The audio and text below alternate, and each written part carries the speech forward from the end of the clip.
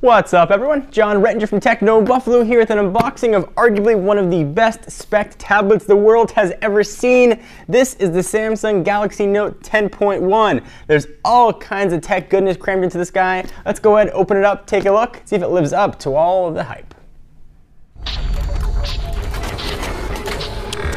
Alright, so here we've got the Galaxy Note box. Thank you to our friends at Negri Electronics for hooking us up with this guy. The link to them is going to be down below if you want to check out their site or pick up the tab itself. This is the international version, so the 10.1 comes with a 10.1-inch screen and S Pen versatility. Don't call this guy a stylus. It uses Wacom and magnets to do all kind of pen input wizardry. So picture on the back. Some specs here, but of course we're going to run through all this. This guy's got a lot of tech in it and some interesting stuff that we don't see in many other tablets. Let's go ahead and dig in. So it's going to be available this month, which is August 2012, at least as of filming. Go ahead and pull this out.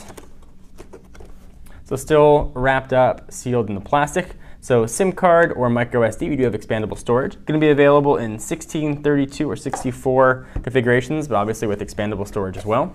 We've got quick start guide, we've got the US adapter, we've got, I have no idea what that is, something for the stylus I'm assuming. There's the cord that plugs into with USB. We've got for charging and syncing, I believe this is a proprietary pin connector. And we've got a pair of headphones with some accompanying ear gels. But that's not why you're here. This is the reason you guys are all here. Let's take a look at the Galaxy Note 10.1. I'm going to power it on, and then we can start talking about all the good stuff under the hood. Hopefully there's enough juice. Looks like there is, and I'll peel off the plastics, and you guys hate when that is on there. Push that off to the side.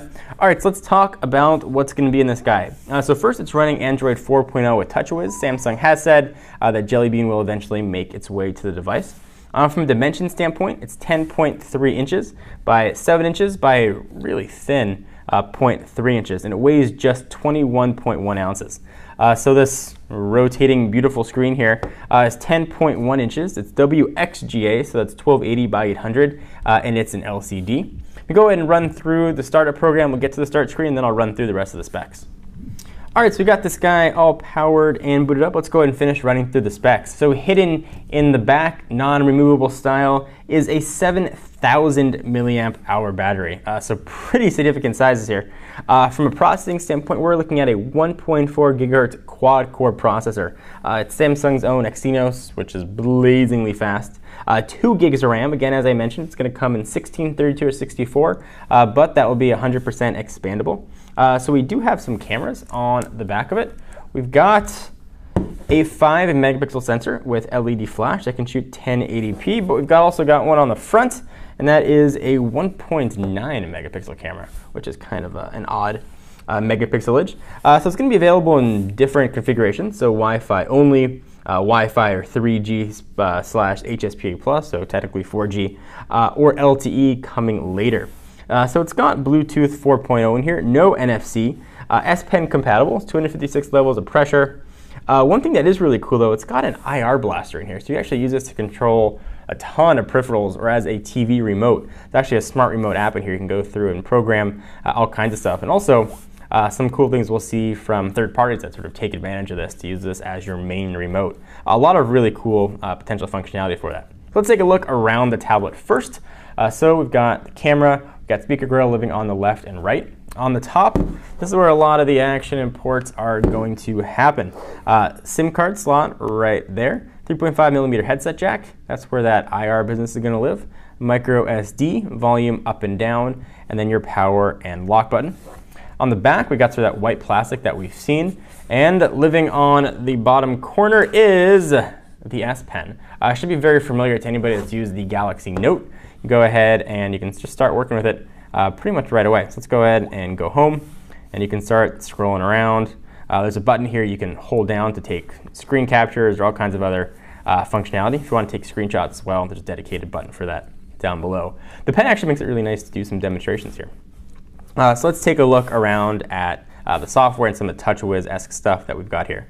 So the first thing is that little arrow that I'm tapping. It's going to pull up essentially some widgets that they've got here as well. So you can go ahead and quickly access them. A lot of these are all custom Samsung widgets.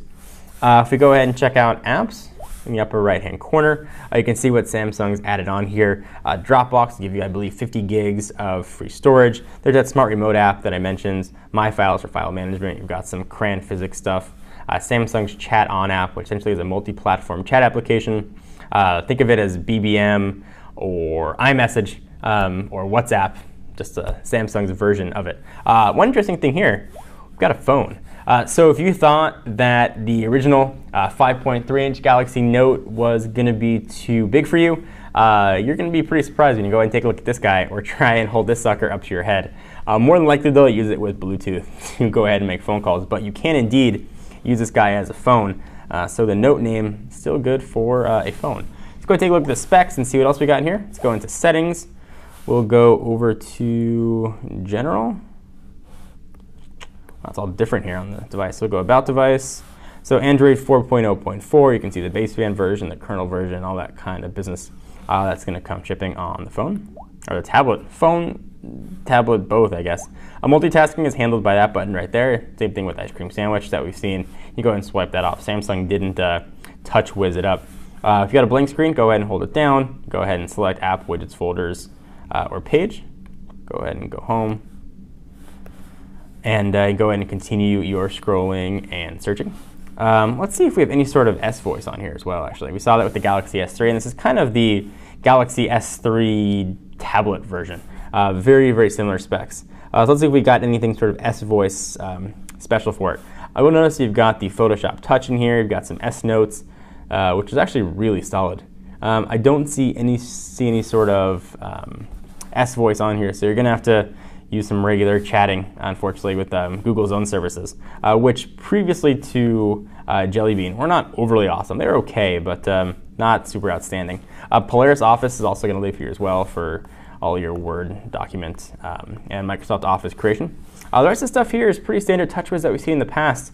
Overall, a very thin package, what I'm really looking forward to testing out and learning how to use. So I'm John Rettinger from Techno Buffalo. This has been an unboxing and first look at the Galaxy Tab 10.1.